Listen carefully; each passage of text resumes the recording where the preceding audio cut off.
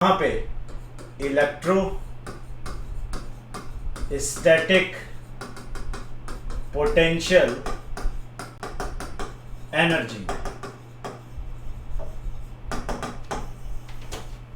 तो बात अभी मतलब ऐसे देख लो कि मैं पढ़ा रहा हूं, जैसे क्लासरूम में पढ़ाता हूं वैसे ही मैं यहां पे पढ़ा रहा हूं। बस ये है कि ये रिकॉर्डेड है। मैं बहुत धीरे पढ़ाऊंगा, बहुत धीरे मतलब इन द सेंस कि बहुत ज्यादा धीरे नहीं, जैसे ऐसे नहीं, हम लोग अपने नॉर्मल पेस पे पढ़ेंगे, समझ में आप लोगों को आएगा। नहीं आता इन केस 0.0001%, तो आपके पास में मेरा कांटेक्ट नंबर है, आप उस टॉपिक को मुझसे पूछ सकते हैं। And I am coming back in 1 more day, तो ठीक है, फिर तो ऐसे ही चलेगा। लेकिन मैं चाहता नहीं था कि आप लोगों का ब्रेक हो, that is why I am providing you it in recorded fashion. ठीक है साहब, चलें आगे।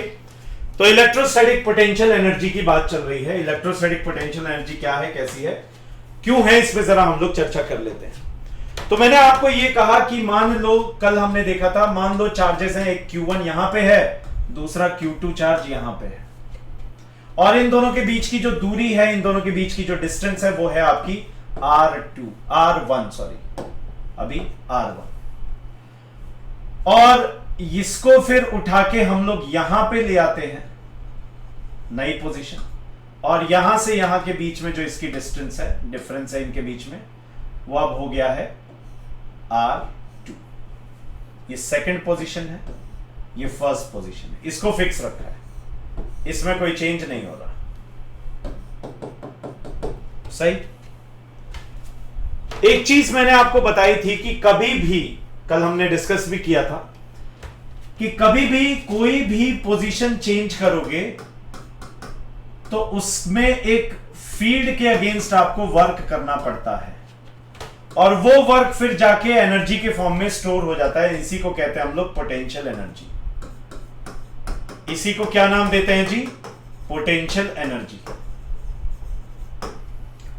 कर आप वर्क रहे हो, लेकिन वो जाके स्टोर हो जा रहा है पार्टिकल के अंदर, ऑब्जेक्ट के अंदर, जिसको आपने डिस्प्लेस किया। जैसे कोई भी ऑब्जेक्ट है, उसको ग्रेविटी के अगेंस्ट में जब आप डिस्प्लेस करते हो तो उसके अंदर कौन सी एनर्जी आ जाती है, gravitational potential energy.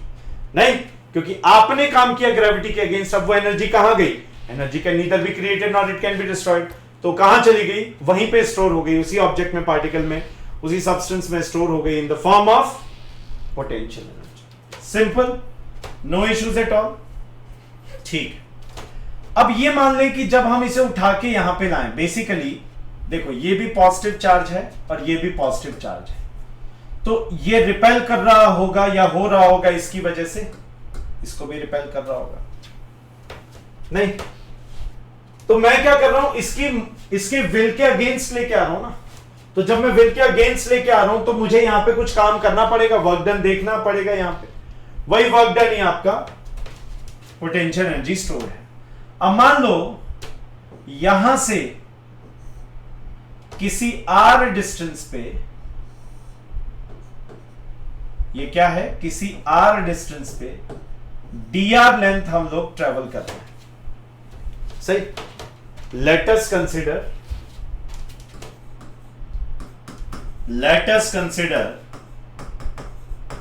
That the charge Q2 has been displaced कहां से, from Q2 डिस्प्लेस हुआ है, Q2 डिस्प्लेस हुआ है from 1 to a point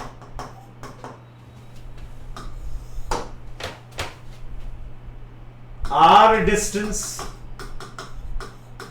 from Q1 and by dr। और कितने अमाउंट से हुआ है भाई, dr अमाउंट से हुआ है। ठीक है, तो देयरफॉर वर्क डन या पोटेंशियल एनर्जी स्टोर्ड क्या हो जाएगी, -f, अब सेम ही डायरेक्शन है, cos 0 खत्म, समझ गए ना, f इंटू dr। सही। जिसका मतलब क्या हुआ, माइनस के Q1 Q2 upon R square. इतना फोर्स लग रहा होगा इनके बीच में, इसी को तो ओवरकम करना है इनटू डी आर। सही है जी, ये है डी यू। अब अगर आपको u2 माइनस u1 चाहिए या डेल्टा u चाहिए तो आपको du को इंटीग्रेट करना पड़ेगा 1 से लेके 2 तक, इनिशियल से फाइनल तक। सही, यानी ये भी इंटीग्रेट हो जाएगा 1 से लेके 2 तक, क्या माइनस के q1 q2 upon R square D R. सही है जी, के q1 q2 कांस्टेंट है, यह आ गया माइनस के q1 q2 और इसका इंटीग्रेशन आ जाएगा -1/r। कैसे सर? अरे r की पावर -2 हो गया, -2 + 1 अपॉन -2 + 1 तो -1 अपॉन r। सही है, कहां से कहां 1 से लेके 2, माइनस माइनस प्लस खत्म, k q1 q2 1/r2 -1/r1 इतना आ रहा है u2 माइनस u1। अब इस इक्वेशन का सिग्निफिकेंस, इक्वेशन से क्या हम लोग डिराइव कर सकते हैं और पोटेंशियल एनर्जी एक्चुअल में क्या बताती है वो हम लोग देख के चलेंगे। तो अभी के लिए आप जरा इसे कॉपी करें, फिर आगे बढ़ते हैं। मैं समय दे रहा हूं कॉपी करने का, कॉपी करें।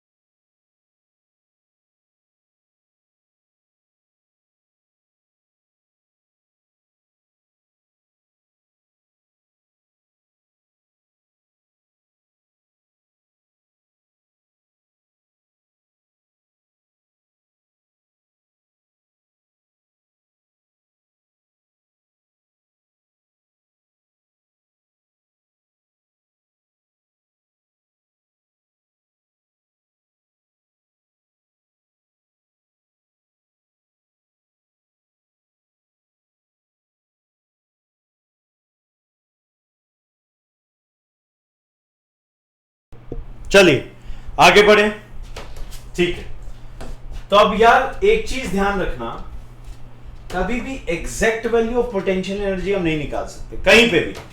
Exact value of potential energy कैसे निकालोगे? ये तो मैंने कल भी डिस्कस किया था लेक्चर, उसमें मैंने बताया था कि यार इवन जब ग्राउंड पे भी कोई ऑब्जेक्ट है ना तो भी उसके पोटेंशियल एनर्जी जीरो नहीं है। क्यों? क्योंकि जब तक आप उसके बगल में गड्ढा खोद दो जाएगा वो नीचे, है ना, हायर एनर्जी से लोअर एनर्जी की तरफ। तो इसका मतलब ये हुआ जब तक वो अर्थ के सेंटर पे एग्जैक्ट नहीं पहुंच जाता तब तक उसकी पोटेंशियल एनर्जी क्या है? जीरो। बात इतनी सी है, बात खत्म। सही। अब हम लोग क्या करने जा रहे हैं, ये जो निकाला जाता है ना u2 माइनस u1, ये हमेशा क्या बताता है? Change in potential energy. क्या बताता है जी? Change in potential energy. कहने का मतलब समझ रहे हो? इसका मतलब यह है कि जैसे अगर मान लो यहां पे मैं देखूंगा इन दोनों के बीच में इस पॉइंट पे पोटेंशियल एनर्जी इतनी थी initially, k q1 q2 upon r1, और फाइनली कितनी हो गई? k q1 q2 upon r2। सही बात है। तो ये पोटेंशियल एनर्जी में चेंज आया। तो पोटेंशियल एनर्जी में चेंज हम लोग निकाल सकते हैं। 1 पे कितनी है नहीं पता, 2 पे कितनी है नहीं पता, लेकिन हां 1 से 2 जाने में कितना चेंज आया वो निकाला जा सकता है। सही है। u2 minus u1। अब जो आप सोच रहे हो ना वो उसका भी मैं हल दे रहा हूं, जो कंफ्यूजन आपके दिमाग में आ रहा है मुझे पता है क्या आ रहा है। देखिए पहले k q1 q2 upon r2 minus k q1 q2 upon में r1। अब आप सोच रहे हो कि सर यही तो 2 पे यही तो 1 पे। एक्चुअली हम लोग क्या कब अब जब ये चीज वैलिड कब होगी? जब हम ये बोले लेट द इनिशियल और the first point be at infinity. जब वो इंफिनिटी पे है, यानी कि Q1 यहां है और Q2 कहां पे है? इंफिनिटी पे। मतलब इन दोनों के बीच में आर क्या है, infinity, R tending to infinity. अब आप जब इंफिनिटी पे लेके जा रहे हो ना, तो वहां पे असम्पशन एक हम लोग हमेशा लेके चलते हैं कि भैया उसके कॉरेस्पॉन्डिंग एक असम्पशन है जो हमेशा रहेगा, और वो असम्पशन क्या है कि the potential energy at infinity is assumed to be zero। हम क्या बोलते हैं कि जो पोटेंशियल एनर्जी है ना भाई, उस पोटेंशियल एनर्जी का जो वैल्यू है इंफिनिटी पे कितना है, जीरो है। अगर ये चीज इंफिनिटी पे जीरो हुई तो इसका मतलब क्या हुआ कि जब आप इसको लेके आ रहे हो तो आपने कुछ वर्क किया, वो वर्क एनर्जी की फॉर्म में स्टोर हुआ, वही पोटेंशियल एनर्जी है। यानी कि देयरफॉर अगर हम देखें U2 माइनस U1 को, K Q1 Q2 अपॉन में R2, K Q1 Q2 upon में R1। अब R1 टेंडिंग टू इंफिनिटी है, इसकी वजह से ये पूरा टेंडिंग टू जीरो हो जाएगा, और ये भी क्या हो जाएगा, जीरो। तो यानी कि इफ R2 बराबर कैपिटल R, देन U बराबर K Q1 Q2 upon R। ये निकल के आया। ये क्या निकल के आया, पोटेंशियल एनर्जी। समझ गए, ये क्या निकल के आया भैया, पोटेंशियल एनर्जी निकल के आया। अब ये पोटेंशियल एनर्जी किसी भी पॉइंट पे हम लोग देख रहे हैं, लेकिन कहां से ये देख रहे हैं, हम लोग इंफिनिटी से देख रहे हैं। क्या बता रहा है ये, इंफिनिटी से। तो क्या क्या क्या क्या कहना चाह रहा है ये, इसका मतलब क्या है, हम लोग कहां से चले, शुरुआत में दो चार्जेस के बीच में जो स्पेस है वो इनफाइनाइट है। इनफाइनाइट स्पेस से फाइनाइट स्पेस में जब आपको लेके आना है, इनफाइनाइट स्पेस से फाइनाइट स्पेस में जब आपको लेके आना है तो कुछ वर्क करना पड़ेगा, और वो वर्क क्या हो जाएगा, इन दोनों के बीच में एनर्जी के फॉर्म में स्टोर हो जाएगा, और वो एनर्जी कितनी है आपकी, K Q1 Q2 अपॉन में R। सही है, यानी कि यहीं पे हम कह देंगे सिग्निफिकेंस ऑफ पोटेंशियल एनर्जी। अब इस पोटेंशियल एनर्जी का सिग्निफिकेंस क्या है, पोटेंशियल एनर्जी का सिग्निफिकेंस आप 1 मिनट के लिए अपने मन में सोचो, 1 मिनट के लिए अपने मन में सोचो कि ये क्या बता रहा है। इनफाइनाइट से फाइनाइट पे पुट करना, खत्म। It gives the amount of work required to do against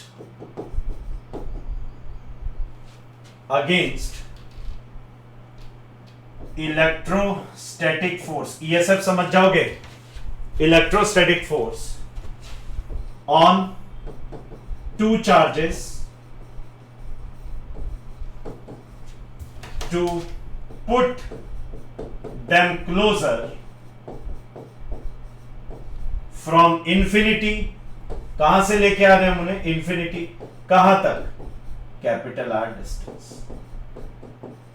infinity से लाके हम लोग कैपिटल R डिस्टेंस पे रख रहे हैं, वही क्या कहलाता है, पोटेंशियल एनर्जी। इतना ही वर्क करना पड़ेगा, इतना ही वर्क इसमें करना पड़ेगा, दैट्स इट।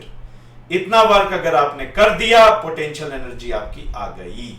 ये है potential energy, right, okay. Copy कर लें, फिर आगे चलेंगे। Kindly copy it down.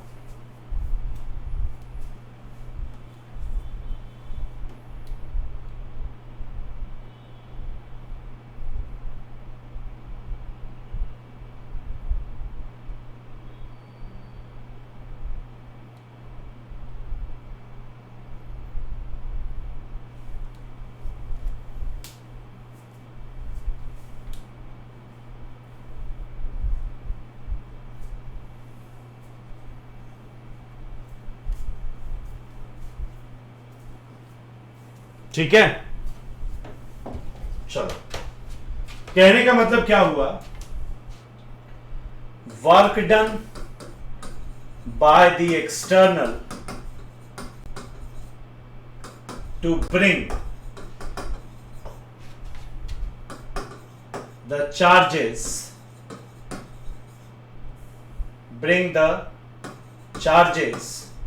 from infinity separation to a finite separation of R, या फिर आप ये बोल दीजिए negative work done by electrostatic force to bring the charges from infinity separation to a finite separation of R. क्यों देखो, external तो आप हो, आप उठा के रख रहे हो, लेकिन किसके बराबर है वो? एक्सटर्नल फोर्स भी तो लग रहा होगा ना भाई। कोई एक्सटर्नल बाहर से दो चार्जेस हैं, अब दो चार्जेस क्या हैं, दोनों के बीच में क्या इलेक्ट्रोस्टैटिक फोर्स लग रहा है, रिपल्शन का सेम नेचर है, तो उसके अगेंस्ट में जाके आपको उसको लेके जाना पड़ेगा ना, अगेंस्ट में नहीं। तो इसका मतलब ये हुआ फोर्स आप कितना लगा रहे हो, इलेक्ट्रोस्टैटिक ही, लेकिन नेगेटिव नेचर का। यानी कि मैं ये कहना चाह रहा हूं, ये जो एक्सटर्नल फोर्स लगेगा ना, F external is equal to negative F electrostatic force. बस ये कह रहा हूं, समझ गए? ये हमारा काम यहां पे कर रहा है। इस तरीके से हम लोग इसको बोल के चलते हैं, यहां तक कोई डाउट नहीं होना चाहिए। इलेक्ट्रोस्टैटिक फोर्स और एक्सटर्नल फोर्स और नेगेटिव एक्सटर्नल फोर्स, क्लियर है? और काम क्या हो रहा है? काम ये हो रहा है कि इनफाइनाइट से पकड़ के आप उसे फाइनाइट सेपरेशन पे लेके आ रहे हो, क्योंकि इनफाइनाइट पे भी जा रहा है तो वहां पे एक लगा हुआ है ना repulsive force, that is what. Okay, चलिए आगे देखते हैं। Work energy theorem. अब यार ये वर्क एनर्जी थ्योरम क्या है, कैसी है? 11वीं क्लास में आपने पढ़ी है ये क्या कहती है? जो नेटवर्क होता है ना, वो चेंज इन काइनेटिक एनर्जी के बराबर होता है। यानी कि network done in a system is equal to the change in kinetic energy। सही? अब इसमें कंजर्वेटिव, नॉन कंजर्वेटिव, ये सब आपने पढ़े थे। अब वो क्या क्या है हम लोग एक बार फिर से चल के देखने वाले हैं। वैसे तो मैं आपको कल के लेक्चर में बता चुका हूं, राइट, लेकिन फिर भी एक बार हम लोग आके देख लेते हैं। तो कभी भी जब हम लोग बात कर रहे हैं नेटवर्क की, तो ये नेटवर्क में क्या क्या आ जाएगा देखो। एक कुछ एक्सटर्नल फैक्टर्स वर्क करा रहे हैं, एक आपका कंजर्वेटिव फोर्स फील्ड में हो रहा है, कंजर्वेटिव फील्ड में, और एक आपका नॉन कंजर्वेटिव के कारण वर्क हो रहा होगा, नॉन कंजर्वेटिव फोर्स या फील्ड। किसके बराबर है? डेल्टा के। यह आपको पता है, अगर कंजर्वेटिव फोर्स फील्ड है तो उसमें किया जाने वाला वर्क किसके बराबर होगा? हमेशा पोटेंशियल एनर्जी के बराबर। जैसे कि फॉर एग्जांपल, अगर ग्रेविटेशनल फील्ड में वर्क करा रहे हो तो ग्रेविटेशनल फील्ड में वर्क कराने पे चेंजेस क्या आ जाएंगे? पोटेंशियल एनर्जी, है ना? तो ये जो W कंजर्वेटिव फोर्स फील्ड वाला होता है, ये माइनस पोटेंशियल एनर्जी में चेंज होता है, negative change in potential energy. यानी W एक्सटर्नल प्लस माइनस का delta PE plus non conservative बराबर डेल्टा K। कुल मिला के क्या आ गया? W external plus W non conservative बराबर change in kinetic energy and change in potential energy. ये दोनों उधर चले गए ना, बात ही खत्म। सही है, change in potential energy and change in kinetic energy, इस तरीके से हमारा निकल के आया। यहां तक कोई दिक्कत, डाउट, तकलीफ, समस्या, परेशानी नहीं होनी चाहिए, ठीक है ना? यहां पे कोई भी तकलीफ नहीं होनी चाहिए, right? Change in potential energy, change in kinetic energy, non conservative extra. अच्छा, ये W एक्सटर्नल क्या है, नॉन कंजर्वेटिव क्या है, इसमें हम लोग जरा चलेंगे। एक बार जरा इसे आप कॉपी कर लें, फिर आगे देखते हैं। कॉपी करें।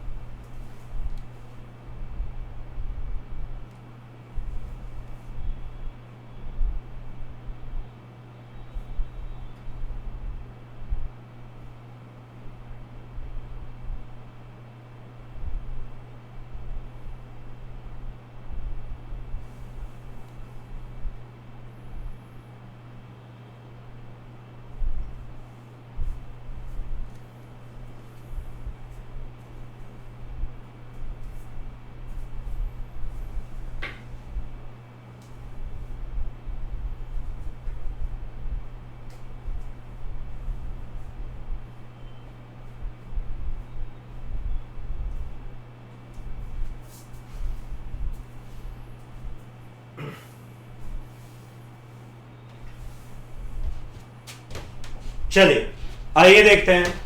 अब ये जो एनसीएफ है ना, इसका मतलब है नॉन कंजर्वेटिव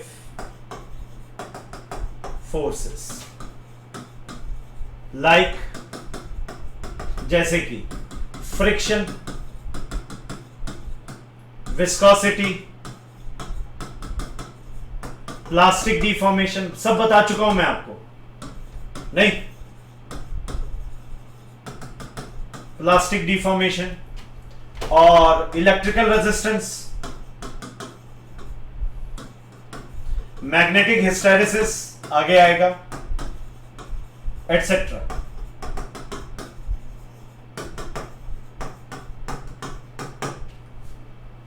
तो ये सारे क्या हैं, मैंने बताया भी था, they are like problem creators, loss करवाते हैं।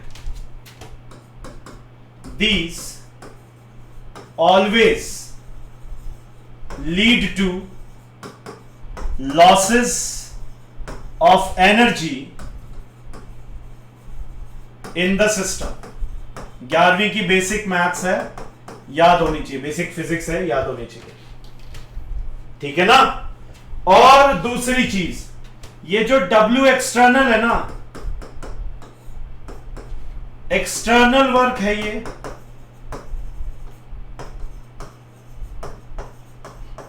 बाय स्यूडो और एक्सटर्नल फोर्सेस। बाहर से जो फोर्स लग रही है, इनर्शिया हो सकती है, स्यूडो फोर्सेस, सेंट्रीफ्यूगल, सेंट्रीपिटल, ये सारी आपकी निकल के आएंगी। अब अगर मान लो if there are no losses, और सिंपली अगर हम लोग बोलें when there is absence of the non conservative force fields या फोर्सेस, अगर एब्सेंस है नॉन कंजर्वेटिव का, तो फिर वहां पे WNCF क्या हो जाएगा, 0। तो हमारे पास में वर्क एनर्जी थ्योरम क्या आ गई, W एक्सटर्नल बराबर change in potential energy plus change in kinetic energy. यानी कि एक लाइन में हम बोलें, ये रिकैप करवाया मैंने 11th का, ये 11th का रिकैपिचुलेशन है, याद रखना। अगर एक शब्द में, एक लाइन में हम लोग इसको बोले, एक वाक्य में हम लोग इसे समराइज करें, तो the work done by external shall be equal the change in mechanical energy किसके बराबर होगा भाई? Changes in mechanical energy. किसके बराबर आ जाएगा ये? Changes in mechanical energy. Mechanical energy में बदलाव का ये कारण बनेगा। मैकेनिकल एनर्जी क्या है? पोटेंशियल एनर्जी और काइनेटिक एनर्जी का समेशन। थर्मोडायनेमिक्स में और आगे हम लोग डिटेल में पढ़ेंगे। तो ये चीज ध्यान रखना भाई, इसको लेके हम लोग सवाल भी करेंगे, बहुत सारे क्वेश्चंस वगैरह हम लोग करेंगे, वहां पे ये काम में आएगा आपके। Right? Work energy theorem simplified, तब जब लॉसेस नहीं है। अगर लॉसेस आ गए तो इधर जोड़ दो, बात खत्म। और वैसे भी ऐसे समझ लो, लॉसेस जो हैं इधर से घट के इधर जा रहे हैं ना, मतलब इधर अगर जोड़ रहे हो तो इधर नेगेटिव होगा। तो एनर्जी जो स्टोर्ड है, मैकेनिकल एनर्जी, वो कम होगी ना लॉसेस के कारण। राइट? जैसे मान लो अगर एक हाइट से ऑब्जेक्ट गिर रहा है, उसके पास 100 जूल एनर्जी थी, अगर लॉसेस आ गए, एयर ड्रैग वगैरह आ गया, तो उसकी वजह से जो टोटल एनर्जी है वो पोटेंशियल में कन्वर्ट होनी थी, लेकिन कन्वर्ट ना होके मान लो 5 जूल एनर्जी चली गई रेजिस्टेंस को ओवरकम करने में। तो होगा क्या? ग्राउंड पे जब वो हिट करेगा तो काइनेटिक एनर्जी कितनी होगी? मैक्सिमम कितनी कन्वर्ट हो सकती है? 95। बात खत्म। 5 तो लॉस हो गया ना, समझ गए? इसीलिए वो इधर जाके जुड़ता है, लॉस इधर से निकालना है, इसीलिए उधर जाके जुड़ जाता है। ठीक है, चलो नेक्स्ट हेडिंग है, थोड़ा सा कलर बदल देता हूं, है ना? देखिए, electro static potential energy for a system of charges.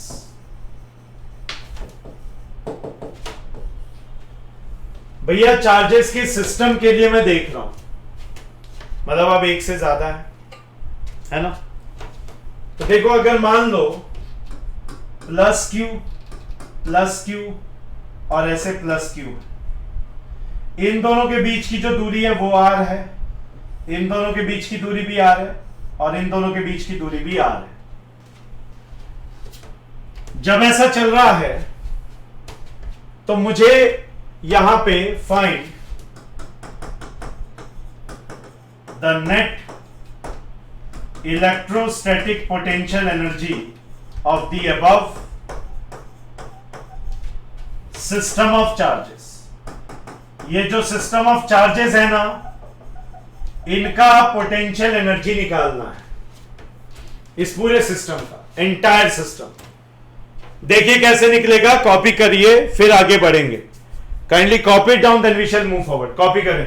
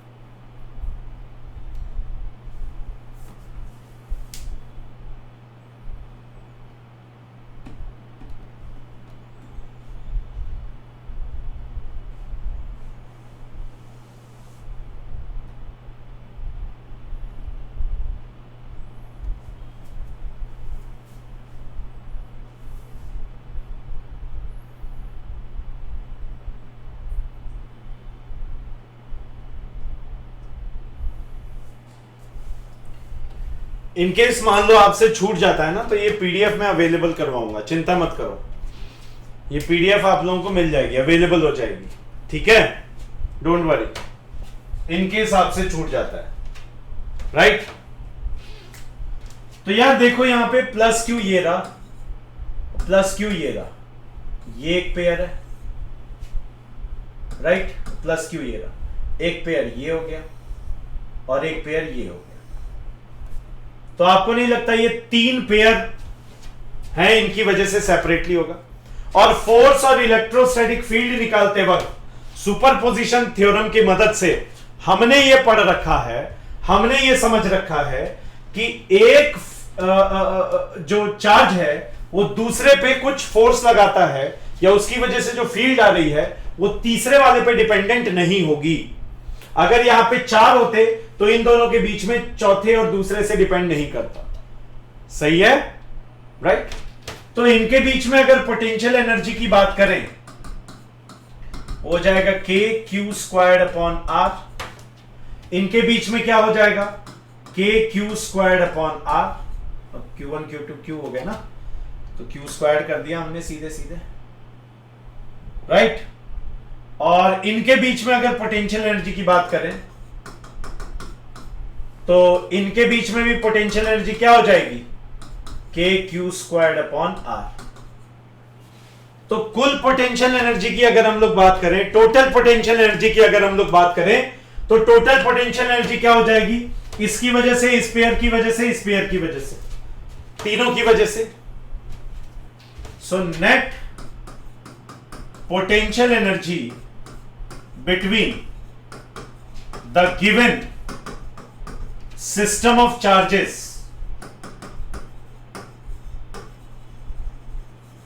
will be the sum of potential energy due to individual charges। सही है? इंडिविजुअल चार्जेस की वजह से जो पोटेंशियल एनर्जी है ना, उसके बराबर हो जाएगा। यानी कि net potential energy KQ² R, KQ² R, KQ² R, यानी कितना हो गया? ये आ गया आपका 3KQ² R। खत्म। तो यहां से एक बहुत ही इंटरेस्टिंग सा पॉइंट डेवलप होता है, point to be noted my Lord वाला पॉइंट। क्या है वो पॉइंट? देखो, इंपॉर्टेंट नोट पॉइंट।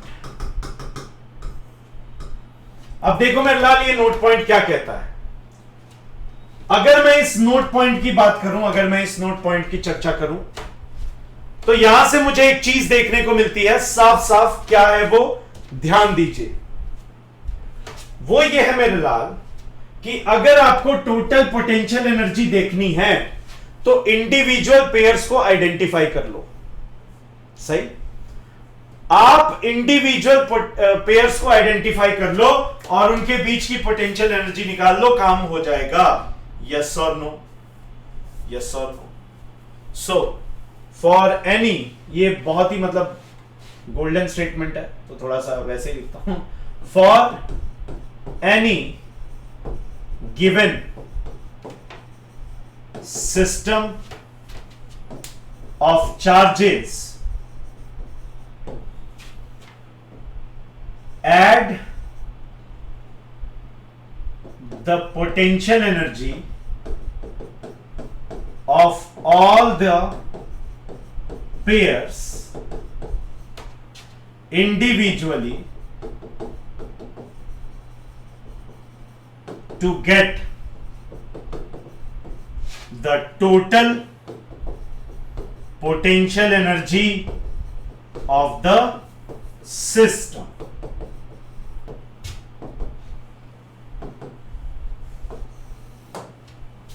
सही है?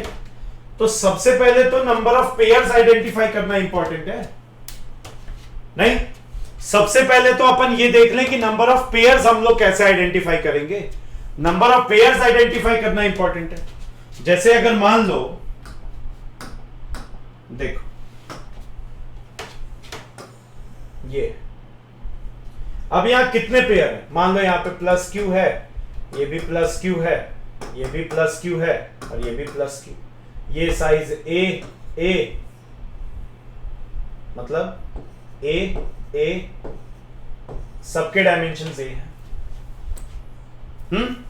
अगर ऐसा है मतलब एक स्क्वायर के उसमें एंड पे एक रख दिए, हो सकता है Q1 हो जाता, Q2 हो जाता, Q3 Q4 ऐड करना है हमें बस। तो सबसे पहले तो हमें पेयर आइडेंटिफाई करना है। तो पेयर कहां कहां है देखो, आओ देखो, इसको करते हैं जरा। एक पेयर तो ये रहा, नहीं है ये, दूसरा पेयर ये है, तीसरा पेयर ये है, और चौथा पेयर ये रहा। 4 पेयर दिख गए, लेकिन एक्चुअली यहां पे 4 पेयर ना होके यू हैव 6 पेयर्स। कैसे साहब? एक ये भी तो है डायगोनल वाला, एक ये भी तो है डायगोनल वाला। तो टोटल नंबर ऑफ पेयर्स कितने हैं इसमें? 6। ये 2 डायगोनल वाले और 4 ये व्हाइट से दिखा रखे हैं जो साइड्स वाले है ना पेयर्स। पेयर कैसे आइडेंटिफाई करें? अरे जो इस पे मान लो ये इस पे फोर्स लगा रहा है, पेयर है, इस पे लगा रहा है, पेयर है, पेयर पेयर पेयर पेयर है। समझ गए? राइट। अब पेयर आप पता कैसे करते हो? मतलब मान लो 2 लोग जा रहे हैं, 2 लोग जा रहे हैं। अब 2 लोग जब जा रहे हैं तो आप ये देखो ना, जब भी 2 लोग जा रहे हैं तो एक दूसरे को टाला मार के वो कर रहा है, या वो महिला व्यक्ति है उन पुरुष व्यक्ति के साथ, तो वो आपस में बातचीत कर रहे हैं। कोई थोड़ी ना, कोई एक महिला जा रही है, एक पुरुष जा रहा है, दोनों के बीच में बात ही नहीं हो रही, इंटरेक्शन ही नहीं हो रहा, तो पेयर बोल दोगे? ऐसे थोड़ी अफवाह थोड़ी फैलानी है भाई। पेयर का मतलब क्या हुआ? इंटरेक्शन। तो ये इतने इतने इंटरेक्ट कर पाएंगे, इसीलिए सिंपल है। अब अगर आप इंटरेक्शन की बात करो तो आइडेंटिफाई करने का एक फॉर्मूला है, for number of pairs in A polygon P बराबर NC2, या कॉम्बिनेशन है ये, परम्यूटेशन एंड कॉम्बिनेशंस का, शायद 11th में पढ़ा हो आपने, नहीं तो 12th में पढ़ोगे, मैथ्स में पढ़ोगे, बस इतना है। इसका फॉर्मूला है n इंटू n-1/2। अब ये n क्या है? P तो है नंबर ऑफ पेयर्स, n क्या है? Number of sides. ठीक है, देख लो ना, 4 है इसमें, इस स्क्वायर में कितनी थी? 4 थी, तो 4 हो गई। 4 इंटू 3/2 यानी 4 3 12/2, 6 पेयर्स है। सही है? कॉपी करो, फिर आगे चलते हैं। Copy down please, kindly copy down, then we shall move forward.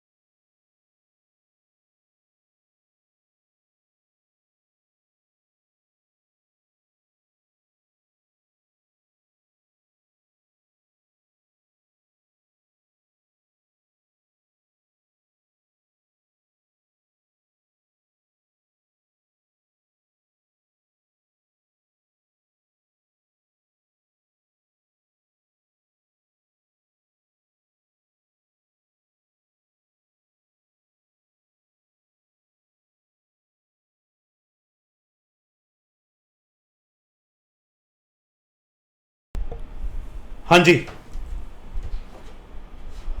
और भाई कैसी लगी? आ गया स्वाद? हाँ जी, देखो अब यहां पे नंबर ऑफ पेयर्स देख लिए, लेकिन सिर्फ नंबर ऑफ पेयर्स आइडेंटिफाई करना इंपॉर्टेंट है क्या? नहीं। देखो, यानी 4 पेयर्स तो हैं एट ए डिस्टेंस, नहीं, और जबकि 2 पेयर्स हैं √2a डिस्टेंस। क्या कहते हो? सही बोल रहा हूं? तो देयरफॉर नेट पोटेंशियल एनर्जी क्या हो जाएगा? जो नेट पोटेंशियल एनर्जी है ना बाबू, वो क्या हो जाएगा, 4 टाइम्स के Q square upon A square, A sorry not a square, upon A plus 2 times के क्यू स्क्वायर अपॉन √2a। इतनी ही दूरी है ना, काट दो ना, 4 टाइम्स के क्यू स्क्वायर अपॉन ए प्लस √2 के क्यू स्क्वायर बाय, इतना आ गया। बोलो जी यस और नो, क्लियर है? ये आ गया नेट पोटेंशियल एनर्जी। सही है? इस तरीके से हम लोग देखेंगे। अब एक क्वेश्चन देता हूं मैं आपको, ऐसे समझ में आ गया? मतलब सिर्फ नंबर ऑफ पेयर्स आइडेंटिफाई, मतलब नंबर नहीं निकालना, हमें total number of pairs identify भी करने हैं, यह भी ध्यान रखना। चलो एक देखते हैं।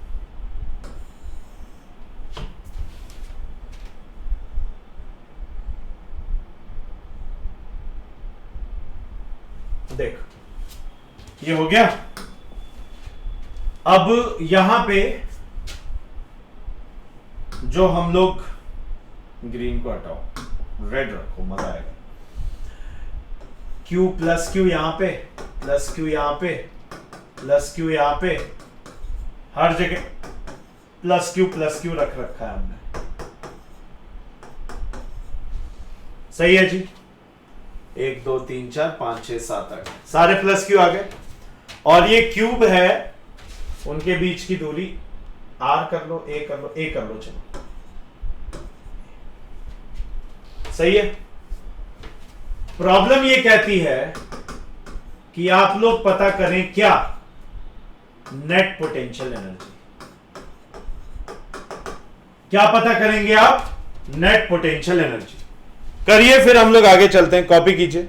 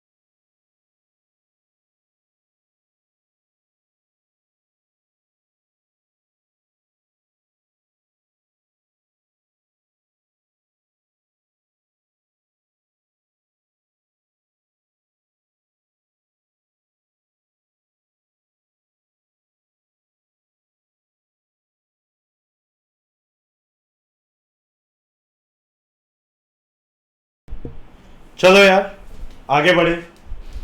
अब इसमें सवाल ये उठता है कि सर करें कैसे।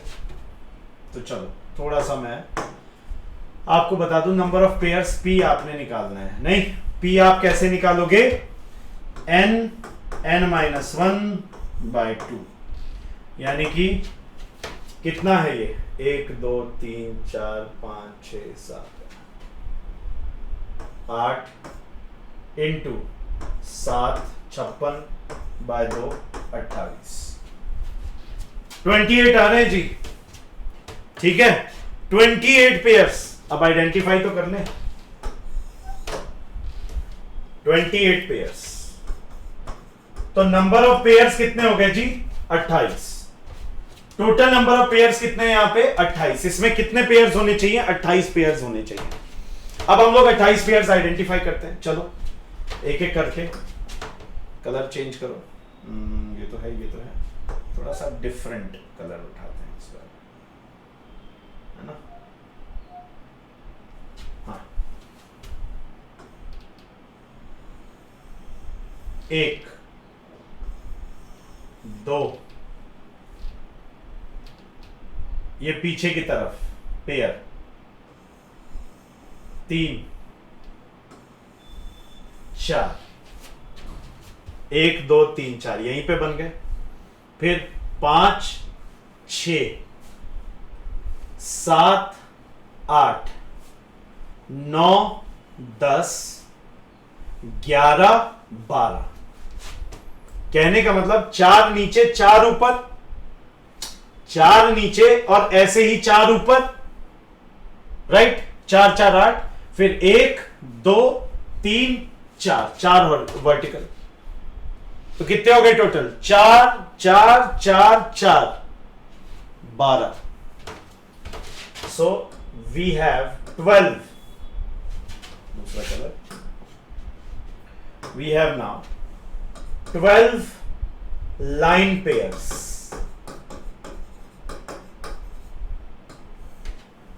ठीक है, at a distance of a each. 12 हमारे पास समझ में आए ना?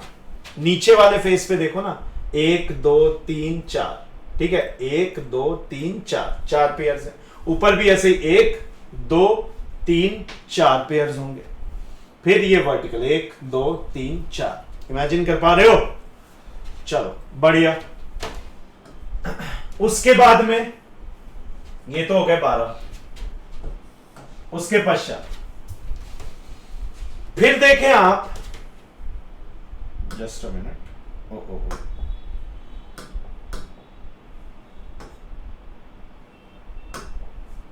मैं थोड़ा हटाना चाहूंगा इनको, समझने में आसानी होगी। ये समझ गए? पिछले वाले समझ गए? अब देखो, अब मैं यहां पे एक पेयर ये फेस, दूसरा फेस, तीसरा फेस, चौथा फेस। कहने का मतलब एक साइड पे, एक फेस पे 2 पेयर आ रहे हैं डायगोनल। कितने फेसेस हैं? 1, पीछे 2, ऊपर 3, नीचे 4, साइड में 6। 6 गुना 2 12। समझ में आ गए? समझ में आया क्या कह रहा हूं भैया? मेरे कहने का ये मतलब है कि 12 फेस डायगोनल पेयर्स। कैसे? ईच फेस हैज 2 diagonals या 2 diagonal pairs into 6 faces। सही है? और टोटल फेसेस कितनी है इनमें? 12 है, सॉरी 6 है। तो 6 गुना 2 12 फेसेस ही हो गए। 12 12 24 पेयर हमने आइडेंटिफाई कर लिए। कॉपी करें, फिर आगे चलते हैं। Copy down, then we shall move forward.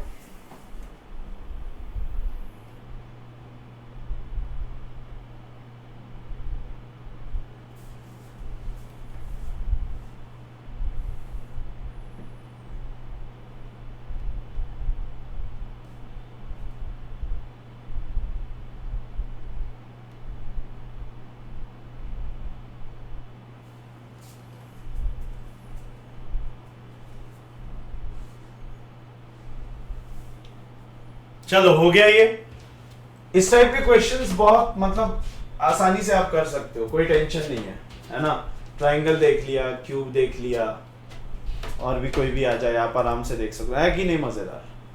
Q आपने देखा, क्यू सेम है तो क्यू अलग अलग है, तो फिर अगले लेक्चर में और जो पॉइंट चार्जेस हैं उनको अपन फिनिश कर लेंगे। चैप्टर बहुत जल्दी हो जाएगा सेकंड वाला, अब 3 से 4 लेक्चर्स में ये खत्म।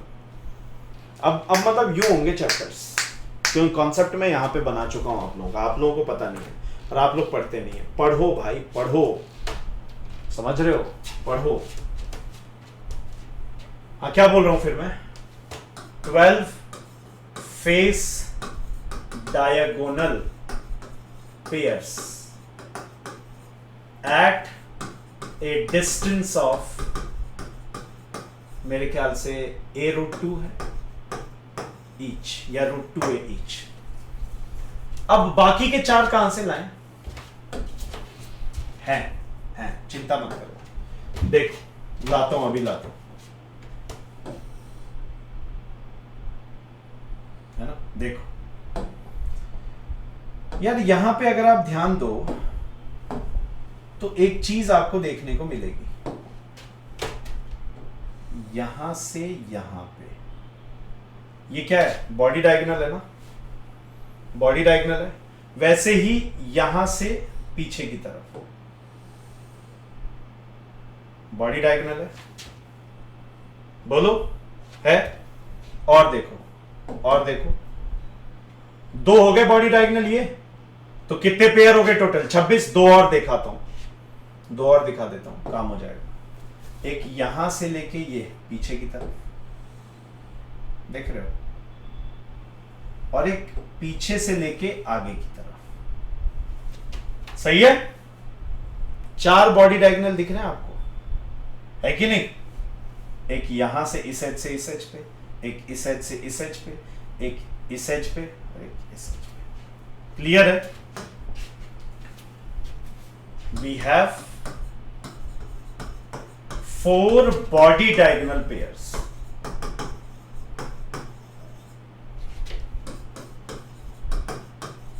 at √3a each। कैसे सर √3a कैसे आया? अभी दिखाता हूं, वैसे मैं बता चुका हूं बट ठीक है, अभी के लिए देख लो। ये कितना है? a, सही है बेटे, और यहां से लेके यहां पे देखो, मतलब ये वाला और ये वाला ट्राइंगल राइट एंगल बना रहा है, और ये वैल्यू कितनी है? √2a है ना, तो a√2a, और ये कितना हो गया? √3 है। तो हर एक बॉडी डायगोनल कितना का है? √3 है, तो डिस्टेंस भी कितनी है? √3 है। बात खत्म। बॉडी डायगोनल समझ गए ना? रूम मान लो, जिस रूम में आप बैठे हो, जिस भी रूम में, उसका एक कोना पकड़ लो, उससे एकदम पीछे वाले कोने, वो वाला डायगोनल जो जा रहा है वो बॉडी डायगोनल है। ठीक, तो ये लेंथ हो गई रूम की, ऊपर से नीचे a, फिर उसके फेस डायगोनल एक गया है जहां पे एंड है बॉडी डायगोनल का, तो वो √2a हुआ, ये √3 है। पाइथागोरस लगा दो ना, हो गया। क्लियर है? अब देखते जाओ। Therefore, potential energy net, potential energy due to net due to line pairs, net potential energy due to face diagonal pairs, net potential energy due to body diagonal pairs। सही है? कितना हो गया टोटल पोटेंशियल एनर्जी? ये कितने हैं? 12 हैं, KQ/A², a distance पे। ये कितने हैं? 12 ये भी हैं, लेकिन इनके बीच का डिस्टेंस कितना है? √2a प्लस ये कितने हैं? 4। कितने दूरी पे? Q² अपॉन में √3। ये आपका निकल के आ गया। सिंपल है यार। अब क्यूब की जगह क्यूबॉइड दे दे तो डायमेंशंस लेके ए की जगह जो भी LBH या ABC XYZ जो भी डायमेंशन है वो लेके आप सॉल्व कर लो, क्या टेंशन है। Okay, so I hope it is clear. Yes, kindly copy it down.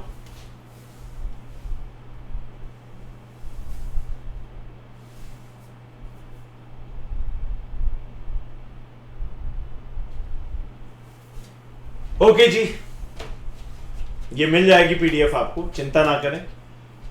मिलते हैं हम लोग अगले सेशन में। तो ये एक पार्ट यहीं पे समाप्त। आइडेंटिफाई करना, सॉल्व करना आपको समझ में आ गया होगा। प्रीवियस ईयर क्वेश्चंस लगा के देख लीजिए, सारे हो जाएंगे। आशा करता हूं बहुत अच्छे से समझ में आया हो, एकदम डीप में, एकदम जीरो से उठा के मैंने पढ़ाया आपको। Thank you so very much, love you all, please take care, bye bye, and मिलते हैं अगले सेशन में। जय हिंद।